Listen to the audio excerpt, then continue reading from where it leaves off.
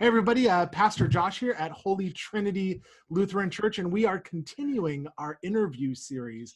And today I have with me Greg Bohlmann. Greg, thanks for agreeing to have a conversation with me today. Oh, hi, Pastor. Well, thanks for inviting me. I'm looking forward to discussing whatever you want to do here. Well, I want to start by asking you where you're from, like background information. So tell us a little bit about your background. So I'm originally from the Midwest, born and raised in Indiana, actually in Valparaiso, Indiana. There's a large Lutheran university there. So I grew up, knowing a lot of university professors' children, that type of thing, and had a good exposure to the university.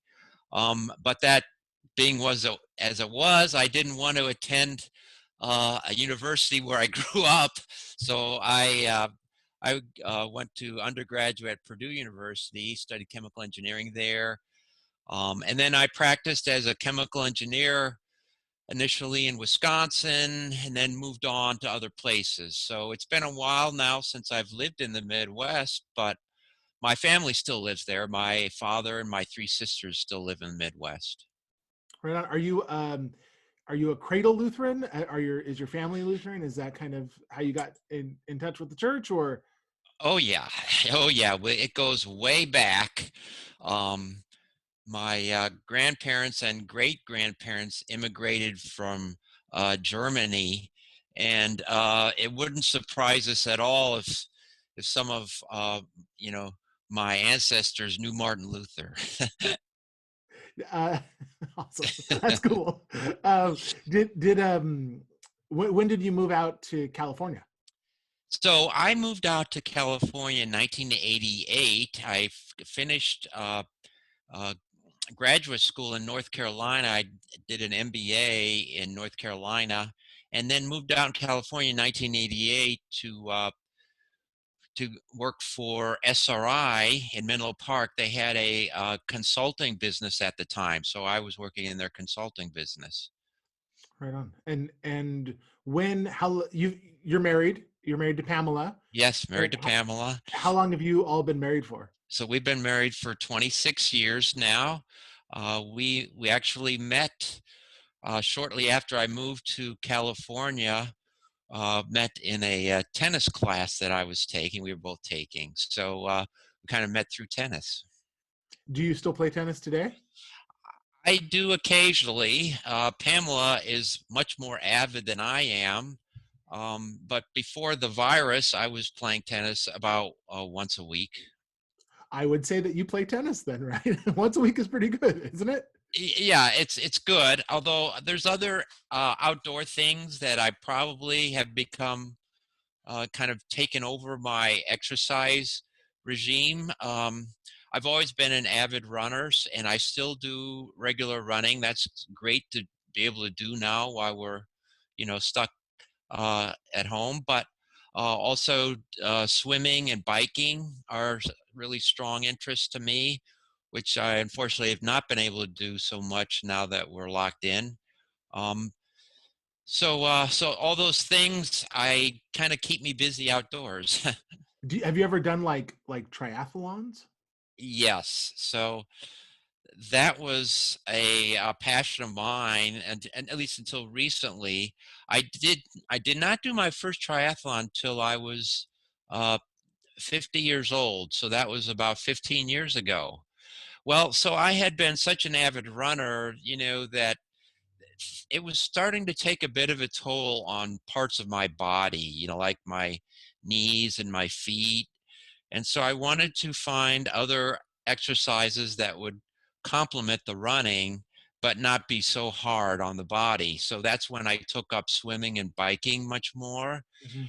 And so I actually did my first triathlon in 2005. I did the Big Kahuna Triathlon in Santa Cruz. So this is starts off with a 1 mile swim in the ocean. So that was the most intimidating thing for me to Yeah. try to uh, get myself to do.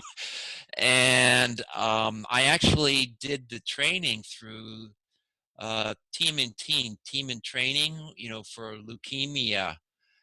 So I did, so that was a whole fundraising exercise in addition to the triathlon training. So I successfully completed the Big Kahuna Triathlon in 2005. It's one of my most noteworthy accomplishments, I think. It's something that you seem to be very proud of, that you've been able to do a triathlon. Yeah. So I did that when I've done other ones subsequently. The most fun ones that I've done have been in Hawaii. I've done the Lava Man in Hawaii. That's not the really big Ironman. Okay. That's a smaller version of it. But it's really fun to do these things in Hawaii because during the swim, they usually swim over like coral reefs and things, and you can look at the fish and while you're swimming. So that was really fun. You got to do something as you're swimming a mile, right? That's a Right, and yeah, take your mind off what you're doing.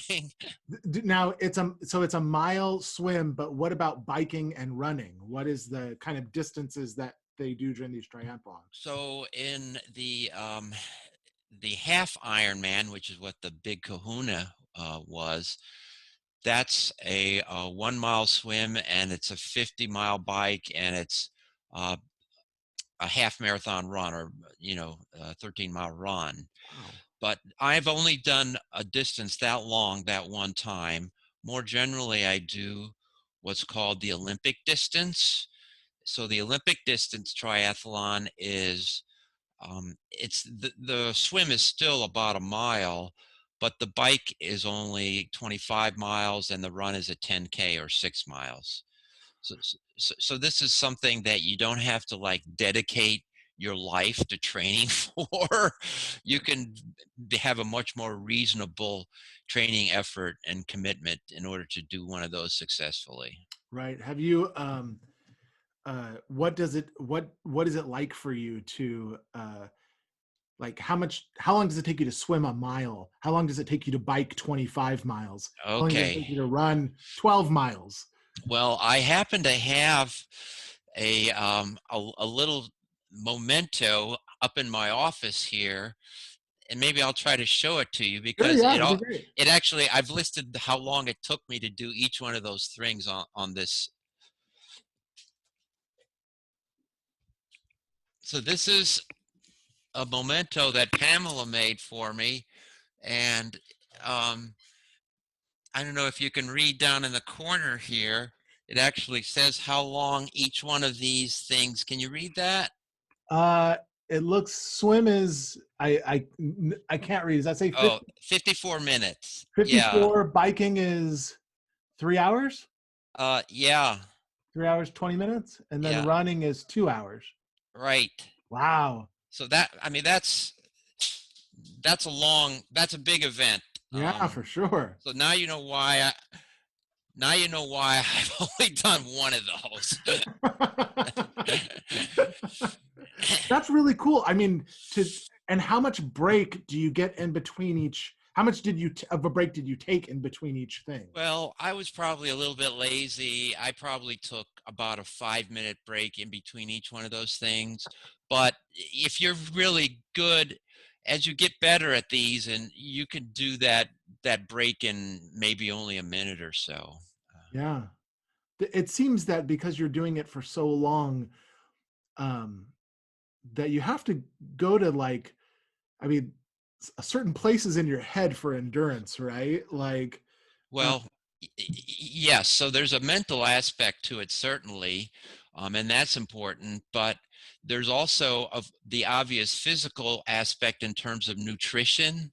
mm, There's You have to do the nutrition training as well to be able to intake calories while you're exercising. mm, And mm. there's all these fancy gels and drinks and things that you can take in, to try to maximize that. But that is also part of the whole triathlon thing, at least for these longer ones. The Olympic distance is not quite so critical, but still, it's a good idea to take some nutrition while you're doing the bike part of that.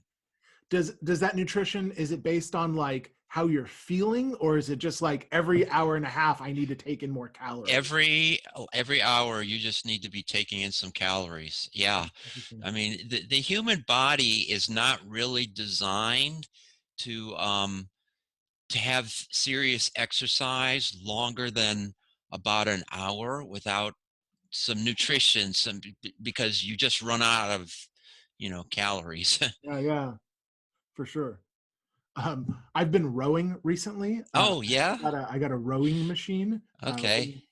right before this all started because I knew that the gyms were going to be shutting down, and so I've been training doing 2,000-meter rows, and I'm supposed to race a friend of mine who also has a rowing machine, and I'm noticing that and this is not 2,000 meters is I'm doing it in 8 minutes right now, or just 8 minutes 15 seconds, and there's a pacing involved. There's you know trying to reserve energies because it's but there's also power. It's a really Yeah, fascinating thing to try to train for, it even is. even for a short distance, right? Yep. Is it's different, and just thinking that you could go fast is not necessarily the best, or just all power is not necessarily the best. And I'm finding that, like, usually what I'll do is I'll have like a cup of coffee and then I'll go do the exercise, and I'm like, I probably need to eat a little something Yeah. before I exercise because I'm losing steam, Yeah, the that's last right. minute. That's right. So, Well, so you know that in Redwood Shores, where Pam and I live, we actually live on a lagoon. We have our own little dock. And when we first moved here, I had always been kind of intrigued by rowing and sculling, and I had never done it though. And I thought, this might be a fun thing. I buy a little boat we can have on our dock. I go out sculling on our pond whenever I feel like it. yeah. So actually, before I bought the boat, though, I went and took some classes over at the Port of Redwood City. And this is something you may want to follow up on. It was really fun because they have the boats there, and they have an instructor, and they teach you how to get the boat in and out of the water, and how to do the rowing and how not to tip over. So I took the class. Although I did enjoy the class, I found that I didn't enjoy it enough to want to go buy a boat and have it in my backyard. So On a similar note, I trained to do a 5K because I'm not a runner by any means, and so I don't know. Years ago, I was training to do just a 5K, right? And um, kept on doing it. I kept on training. I did the 5K. It was one of those just turkey trots during Thanksgiving. yeah. Had a great time doing it. Um, and I'm actually way healthier than I was back then when I was training for it. But I was like, I thought to myself, I'm going to train to do a 10K. So I upped my, the amount of training and the distance. And I did that for, I don't know, a week or two. And then I thought, oh, I hate running. So I stopped. I never did a 10K. Yeah, Like, it's this is just not the sport for me. running is not for everybody, but I seem to have a personality type that it's very well suited for, because I really enjoy going out for a run and just being inside of my own head for 30 minutes or an hour, and it Mm, becomes a great time for contemplation and reflection and even prayer. mm, It's just it's one of the times of day when I feel that I can really connect to God. mm. Um, Yeah. yeah. That's great. There's a whole mind, body, spirit connection there, right? Yes. Where all Yes. three are doing the same thing at once. Right. And you're Yeah. right. You're not having really any interferences Mm, from external sources. I mean, I don't like to run with headphones on because I like to be, connected to my own internal, mind and what's going on yeah. there. So, And to be present, right? There's a sense of you have to be yeah, totally present present in in the order to run. moment. Yeah. Present in the moment. Yes. That's really So, great. so this has been one of the challenges to me about the shut-in situation. I can certainly go outside now Hmm. and and we have some great paths in Redwood Shores here I can go run on. So this is great. Although you do get a little tired of just going to the same place over and over, Right. because sometimes I would like to go, to a park somewhere or run, or I really enjoy running over at the Stanford campus. Mhm. But those are things that you're not supposed to be doing right now. Yeah. And the other thing that uh, I really like to do as part of my running is I just like to run in an event now and then, like a 5K or a 10K, But Yeah. these have also all been shut down um, because of the virus. For example, there's a run over at the San Carlos airport every year. It's the airport runway run. It's usually a 5K or a 10K. It's normally held in May, so it's been postponed this year. But it's kind of a neat run because you go out there and you run on the runway. Like obviously they close it down so there's no airplane, but you can kind of pretend like you're an airplane taking off on the runway there. Do you do laps around it, or is it? So basically, it's an out and back that's about half the run. Then you get out and you run on the street, that runs out towards the Bayland, you know. Mhm. So Yeah. it's about half on the runway, half on the street. Oh, cool. That's awesome. And when is it usually in May? Well, it's usually on May 9th. This year was going to be on May 9th. So they're postponing that and they're hoping to do it on August 8th. So I've kind of got my fingers crossed that that's going to happen this year in August, because I really enjoy that one. And it's a little extra motivation, to keep the regular running going. Totally. Looking forward to something I've found is really helpful uh, in this. Like, I'm doing this race with my friend. When I did a jiu-jitsu tournament, Yeah, uh, it's helpful to look forward to something because it focuses your training, right? right. And so these are all challenges we all have now with the COVID, that Mhm. many of these events and things that we've looked forward to all the time are just gone now or postponed. So yeah, you have to look inside and, you know, to find motivation for doing these kinds of things. Yeah. Have you picked up anything else like during this time? A lot of people are baking right now. I know. Have you? Is there anything that you've taken on or maybe even dropped off that during this time? So I wish I could point to something in particular. Maybe the one thing I can kind of point to is my I have a pile of books at home that I just have never really books are usually something that I'll take and read at the beach in Hawaii, for example. And that's usually the only time in my life where I can really make time for reading books. Well, now I have I'm not at the beach in Hawaii, but I'm here at home with more time on my hands. Yeah. So I've been catching up a little bit on my book reading. Nice. And I tend to read things I tend not to read fiction. I tend to read nonfiction Yeah. typically.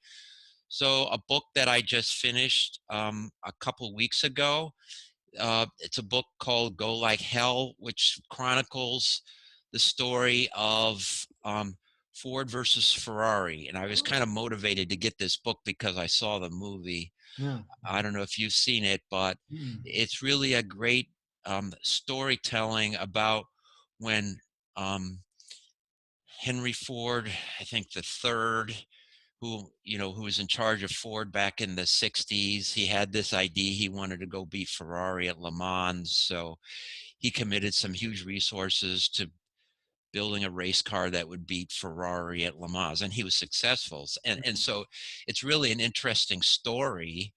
And so I read that book, and which was really neat because it got into a lot more of the details around that whole thing, and in terms of Ford, you know, creating this really high-powered, high-performing sports car. Mm. So I'm kind of a sports car aficionado also. I think most people who know me know that I drive an old Porsche 911. So this is really another one of really turns me on, and it's another, just to get in that car and drive a little bit is um it really makes me, it's really fun. Yeah. Okay. It's cool. And that's unfortunately another thing which has kind of been impacted by the COVID. I mean, I do still try to take it out at least once a week, but they discourage you from just going out and driving around for fun right now. Right, right. Have you ever had occasion to really open up your car to really get her to go fast?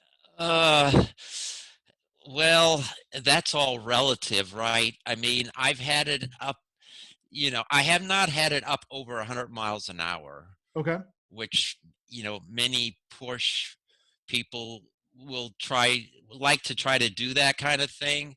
It's in an urban environment. That's not very safe or easy thing to do. So For sure. I have had it up, I will admit, above the speed limit on the highway occasion. But like if you go out on 280 certain times a day, I don't encourage this. Don't try this at home, okay?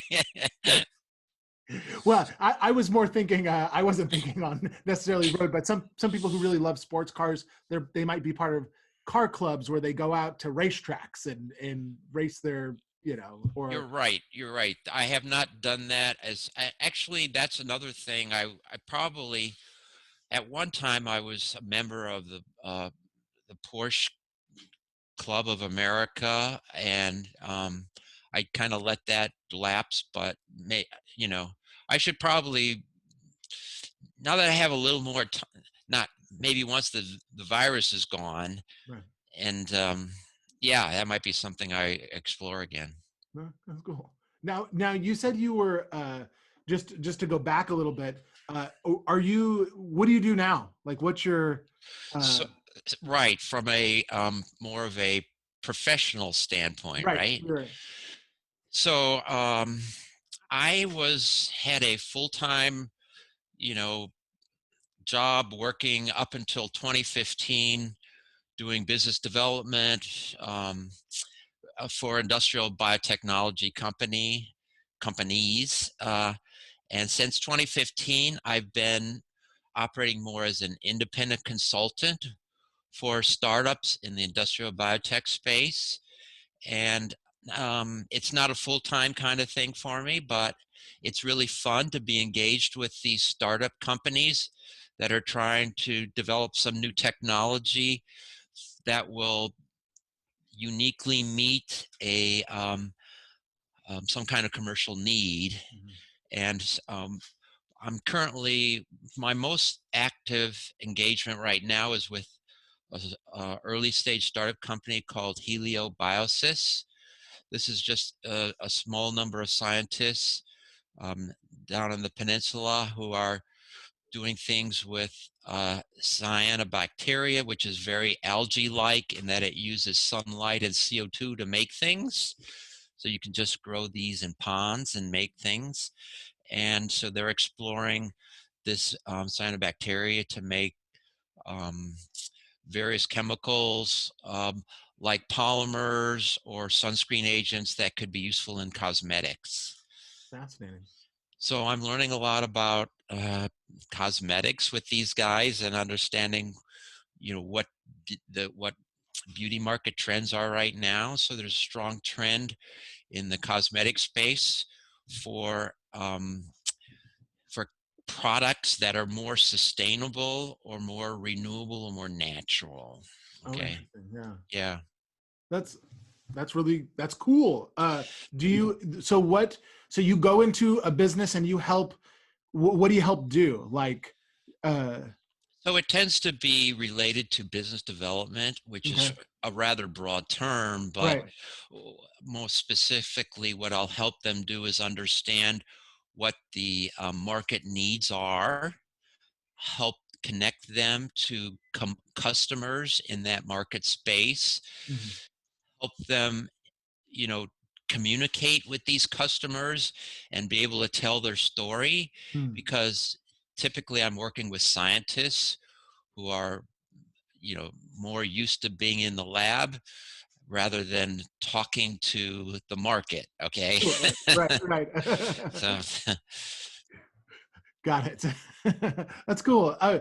Let's switch gears for a second. yeah. I have just a couple more questions. We're going on a half an hour right now. Let's talk about faith. Um, what is faith to you? What does it look like if you had a definition for faith? Um, what is your faith about?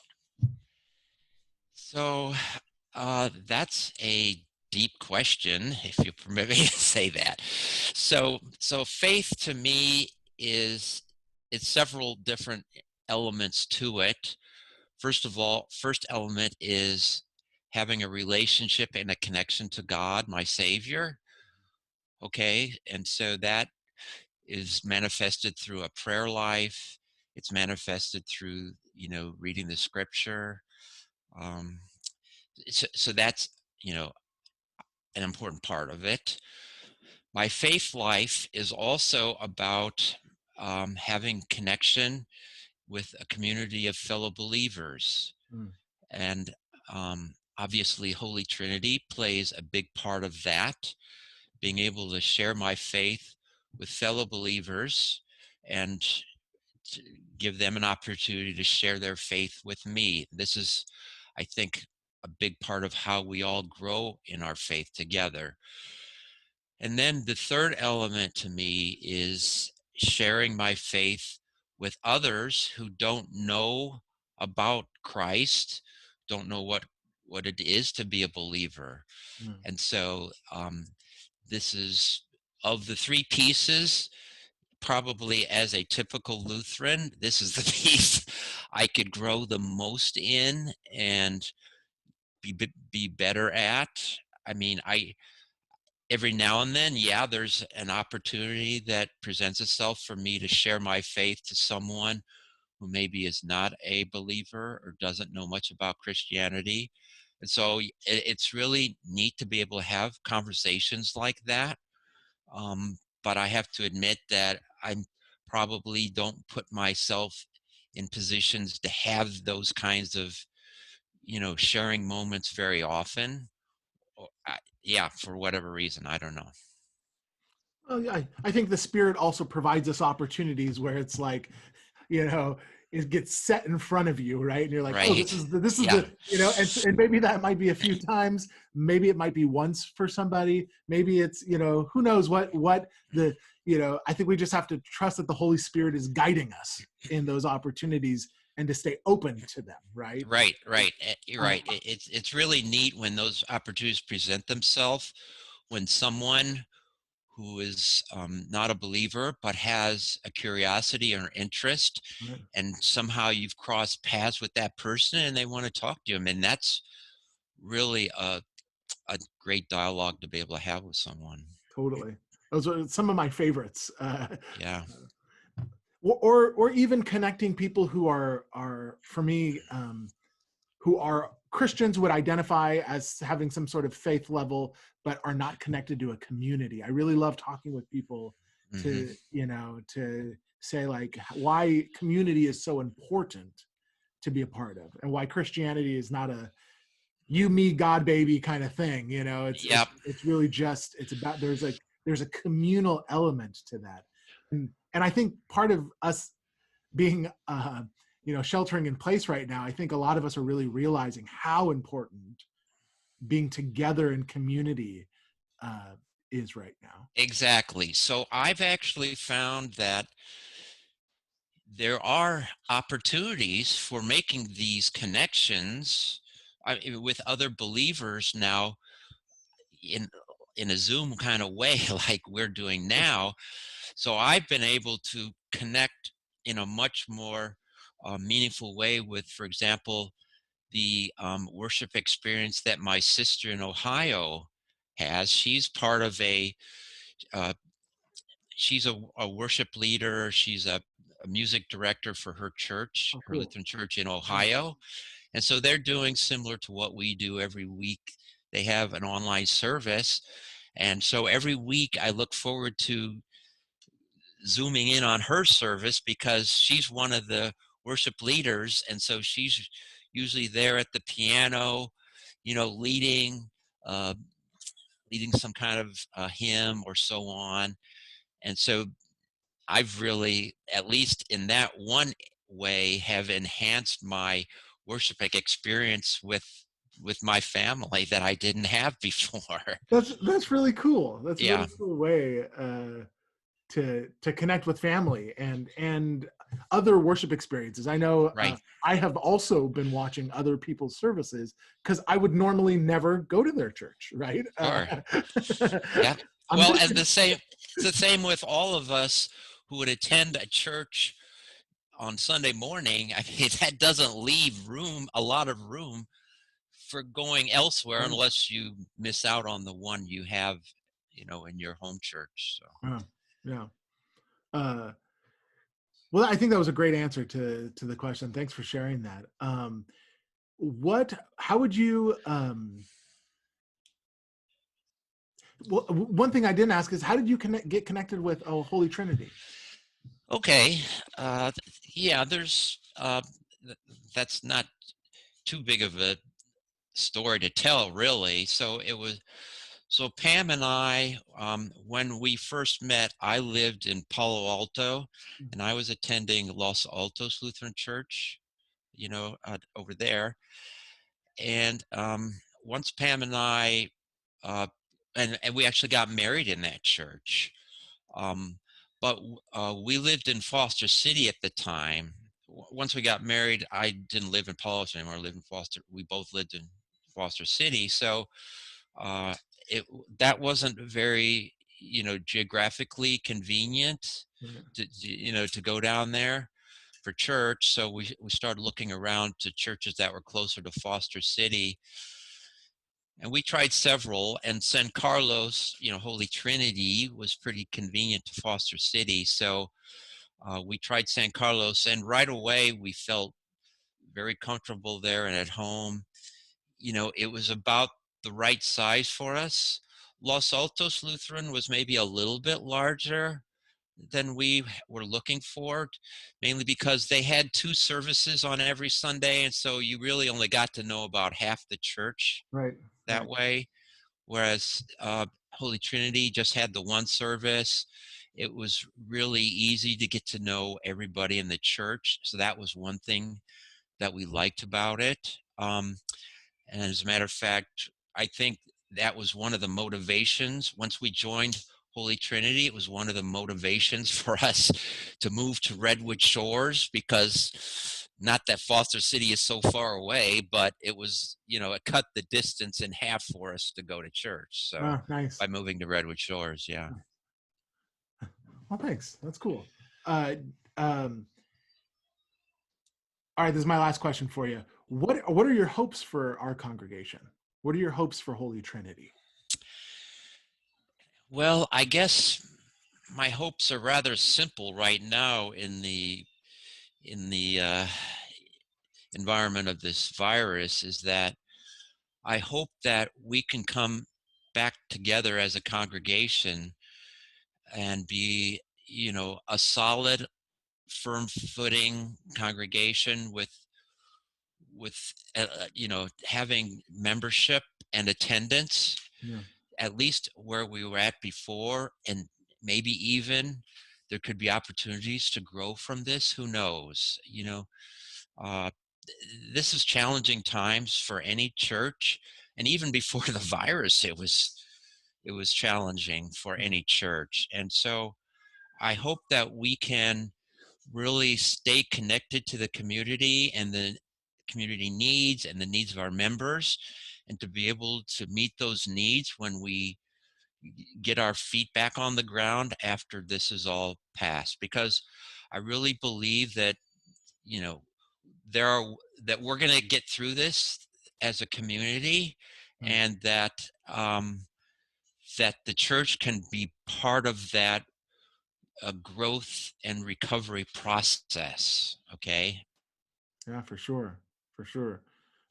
Greg, thank you so much for having a conversation with me today and allowing me to ask you questions. And I appreciate it so much. Oh, thank you. You're welcome. This is always fun to kind of talk about yourself. So that's cool. Uh,